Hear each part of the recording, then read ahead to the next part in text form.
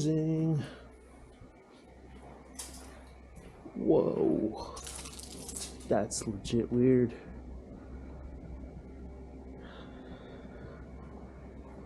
Oh, it's so soft. We're gonna have to hunt in this. This is crazy. And drive. Wow. Alright, first time driving in the snow. This is wild. We got snow all over the hood of the car, all over the windows, the bed of the truck. So we'll see how this goes. On our way for our elk hunt. Had the snow. It's probably Utah just saying, "Are you sure you really want to do this? Do you really want to be out here in the thick of it all?" So this is a test for me. See if I have what it takes, I guess. We're gonna freeze this California kid out of Utah. He's never gonna come back. Never coming back. But pretty wild. We're gonna try to keep this truck on the road, not spin off and end up in a ditch or in a car accident. That's the main objective. Just nice and easy. Issue with the memory is the part of the hunt where we're just getting off the truck, having a good idea of where to them, just on the other side of this hill. And I've added just kind of like some B-roll footage in here to show the conditions and the environment. And this was a fresh snow this morning, so it was all powdery, nice and soft. New terrain for me to navigate, obviously. I'm not in the snow very often, but it's quite hard to move around quietly when you have, some weight on your back and your shoulders, and you're trying not to make a lot of noise. So it was a pretty fun experience. Now this part of the footage is where we got down to where the elk were. We pushed them up on the hill as we approached, and they're off in the distance. And so I'm getting low and I'm crawling sort of into position of where I'm going to be shooting from. And you can see my guide up ahead next to that rock. And I'm just a tall guy, so I'm like, you know what? We worked a little bit to get into this position. You don't want to screw it up, so you just don't rush and use a little bit of patience and crawl in. And so at this point, I actually didn't realize that my camera was still recording, so I'm kind of fortunate that it was. And I didn't realize that I would be capturing the shot, so I thought I had a dead battery. So I just set the bag down. And initially, you're going to see we're setting up on the right side of this rock, but I actually end up going to the other side of this rock, which you'll see in a moment. And I don't capture the first two shots on film here. So this is me getting my stuff off. I leave the bag here. He's putting the bipod on the rifle. I think I was checking maybe batteries, getting my gloves and all that, making sure I have my ear protection and eye protection ready.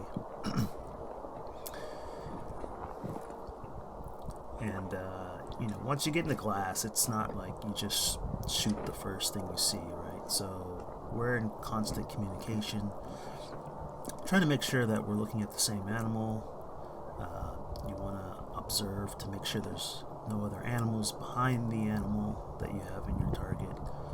And so it's not a super quick thing that a lot of people anticipate. You don't just go out there and the first thing you see moving, put a bullet in it. It's not really how this works.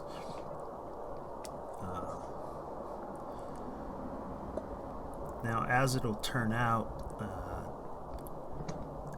my holdover was a little bit low for 300 yards. We're looking about 310 yards down the range here through the scope.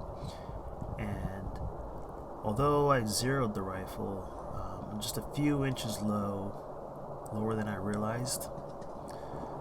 And I ended up hitting vitals, but I didn't get that immediate effect. So unfortunately, what you're going to see here is this took ultimately 3 shots. Unlike last year's elk, which was a single shot through the heart. So I have some work to do at the range, obviously, so that doesn't happen again. And so this is us coming back after the first 2 shots, and then shortly we're gonna walk over.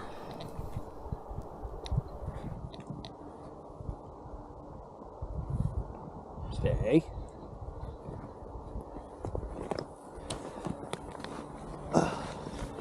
The battery died.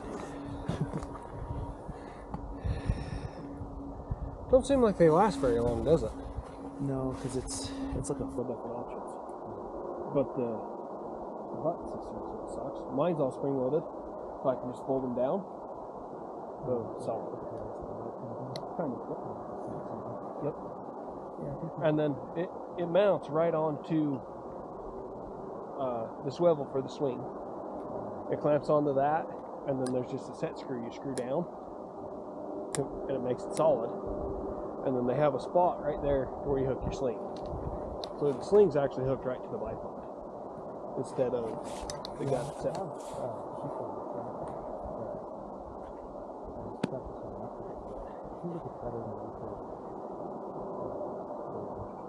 Yeah, I mean, it's a nice bipod, don't get me wrong. It's just there's too much involved when it comes to hunting. Because, I mean, if you're shooting 900 to 1,000 yards, you got all the time in the world. Sometimes, like these closer shots, you do, but you don't. As you've seen, like today, you do have time, but then you don't have time. I think in this environment, yes. So the first initial them run here, if we were hunting wild, there had been 5 canyons before we could have made it 30 feet. That's how fast they can move. Make sure she's dead. Go ahead and get my long hit back in the pickup. To our surprise, we found the elk sitting up like this. Now I'm going to pause this and say I'm going to mask the animal at this point in time, but essentially this animal is now vitally wounded and cannot run away from us. So I felt terrible, but the 3rd shot here is going to go in the back of the spine to break its neck and the central nervous system, and more ethically put it down than letting it sit here and suffer at this point. So this was a very hard moment for me, but also a learning experience for me.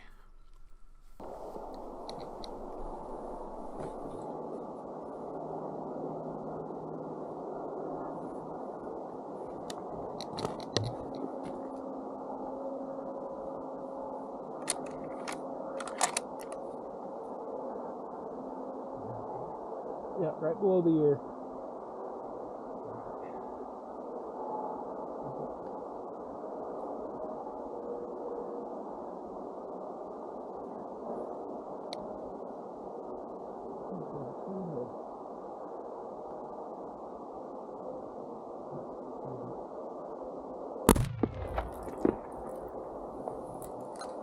I did it.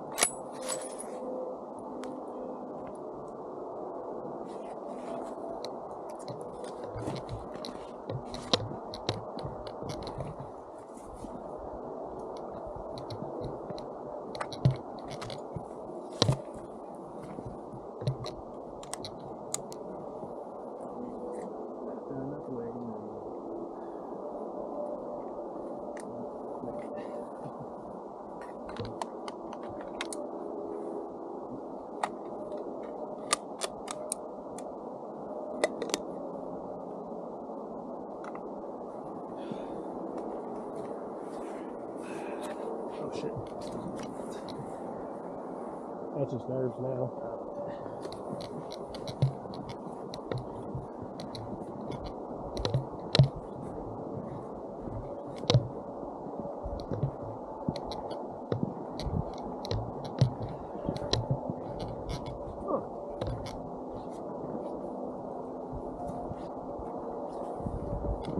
Good thing there's snow on the ground.